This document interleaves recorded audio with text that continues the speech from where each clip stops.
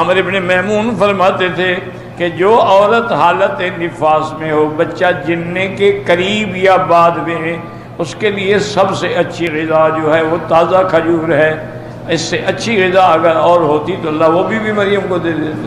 تو اس سے انہوں نے استدلال پکڑا ہے کہ عورت کے لیے کھجور جو ہے یہ سب سے، اور ویسے بھی خدا کی شان ہے کہ اللہ نے کھجور کے اندر بڑے بڑے وٹامن رکھے ہیں جو ہر کسی کو مفید ہیں، لیکن عورت کے لیے بہت زیادہ مفید ہے۔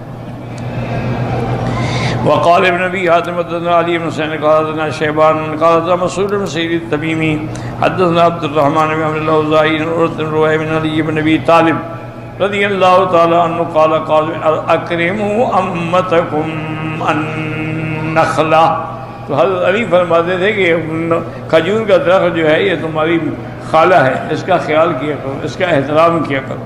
فإنها خلقت من الطین، کیونکہ اللہ نے اس کو بھی مٹی سے پیدا کیا، الذی خلق منہ آدم علیہ السلام ولیس من الشجر شیء یلقى غیرها، اس کے علاوہ اور کوئی درخت نہیں ہے جس کے اندر پیوند کیا جائے اور نر کا بور ڈالا جائے، صرف یہ کھجور ہے۔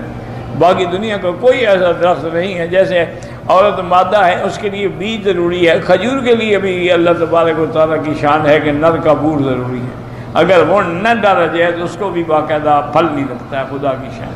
ویسے بھی علماء نے بڑی تحقیق کی ہے، یاد رکھیں،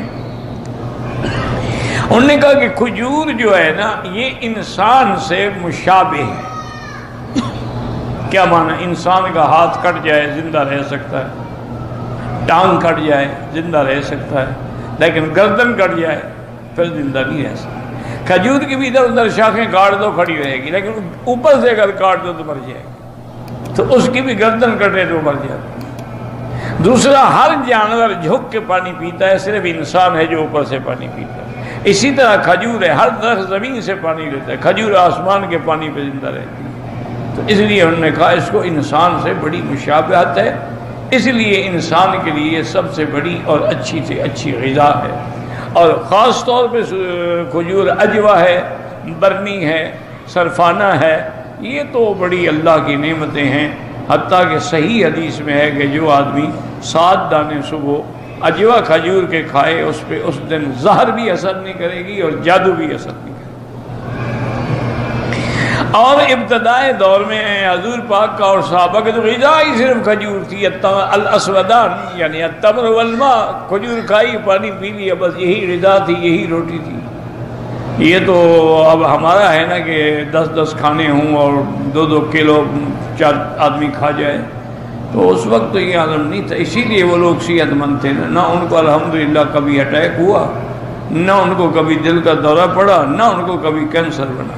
یہ جو تم نے مرکبات بنا کے کھانے شروع کیے ہیں ساری اسی کی مہربانی ہے کہ اس میں مرچیں ہیں اور مسالے ہیں اور نمک ہے اور پتہ نہیں کیا کیا بلائیں ہیں۔ اس کا نتیجہ یہ ہے کہ آج انسان بیماریوں کا گھر بن چکا ہے۔ عرب آج بھی الحمدللہ کھجور کھاتے ہیں اور بڑے شوق سے، اسی لیے ان کو کسی اور دواؤں کی ضرورت نہیں ہے۔ اونٹنی کا دودھ پیتے ہیں اور کھجور کھاتے ہیں اور شہد استعمال کرتے ہیں، یہ تینوں چیزیں ان کو ہمیشہ 100 سال کے بھی ہو جائیں بوڑھا نہیں ہونے دیتے، وہ ہمیشہ جوان رہیں۔ بہرحال تو حضور نے بھی فرمایا کہ اپنی عورتوں کو کھجور کھلایا کرو، اگر تازہ کھجور نہ ملے چلو سوکھی کھلاؤ، کیونکہ دنیا میں اور کوئی ایسا درخت نہیں شان والا جس کھجور سے زیادہ کہ جس کے نیچے اللہ نے بی بی مریم کو پناہ دی۔